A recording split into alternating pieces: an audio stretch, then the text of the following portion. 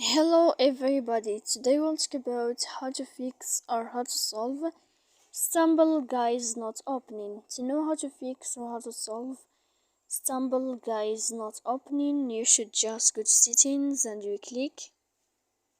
Here in this page you will enter to apps, default apps, app settings.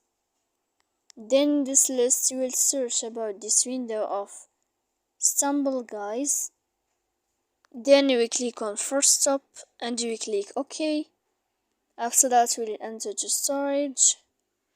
Here we click clear cache, but pay attention, don't click clear data because that can make a lot of issues or errors on your application. So please don't forget to support us by like and subscribe.